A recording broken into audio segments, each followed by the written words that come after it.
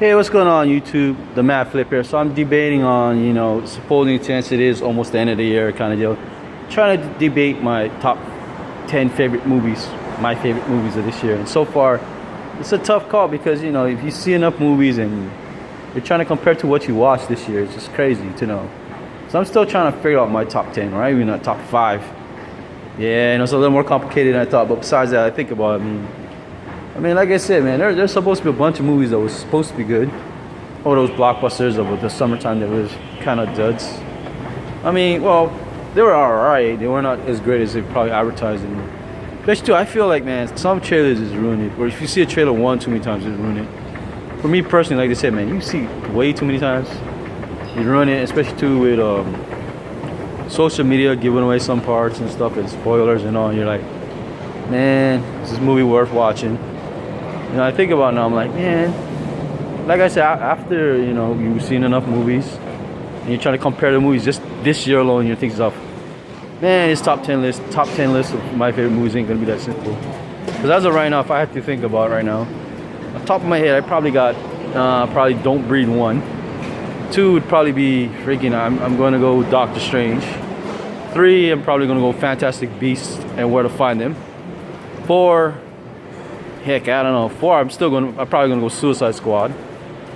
5 would probably be Accountant. That's just top of my head. I know to some people, some of those movies were probably not as great as some expectations. And one thing, it tripped me out though on movie reviews though, because I do watch a lot of movie reviews and trying to make your own decision on movies. It's just that when people do give these low scores or stuff, because I gotta admit though, some people, they sound pretty excited and you hear a score and you're like thinking, all right, they didn't sound very excited, because one thing I learned, you're supposed to be a little more excited about something you like, or you thought you like anyway. So I don't know, it's interesting, and especially too when you hear people give scores on scores or grades or whatever, how they rate their movies or whatever they thought was good and everything. It makes you wonder, what is the expectation of the movie? I understand if you read a book, for example, you read a book on a movie, and then you actually see the movie, and you can tell, like they said, from what most people say, the books is always better than the movie.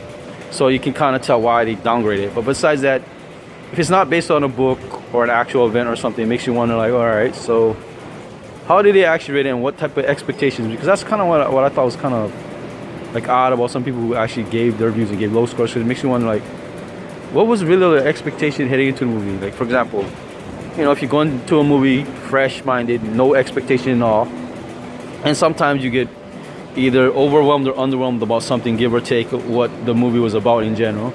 The acting, the screenplay, and like I said, I know as people did reviews, if they notice all technical issues or something, they like, I don't know, like nitpick it. But like they said, in general, you could nitpick any movie. You can pick the best movie you ever saw and nitpick it to the ground. Or somebody, if you look it up on YouTube, will probably nitpick it to the ground. It's just crazy to know that, because like I said, there are some movies I like this year, and then I saw the reviews of some of it, and they kind of like nitpicked it to death. Like they said, everybody has their own opinion on the movie. It's just crazy how somebody can just like nitpick it to the ground. It's just crazy. But besides all that, like I said, that's pretty much probably so far my top 5. I'm still waiting for some other movies.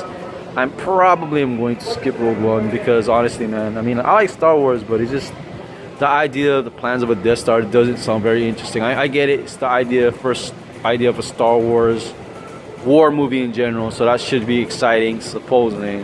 Not to me, really.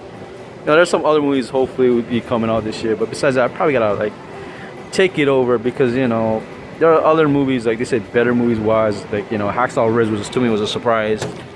Like I said, me personally, I didn't really want to watch Hacksaw Ridge. My cousin had to drag me to Hacksaw Ridge basically, and I gotta admit, it was not bad in general. But besides that, it's just interesting to do like one of these lists. Besides that, like, comment, subscribe, and we out of here, YouTube. We out.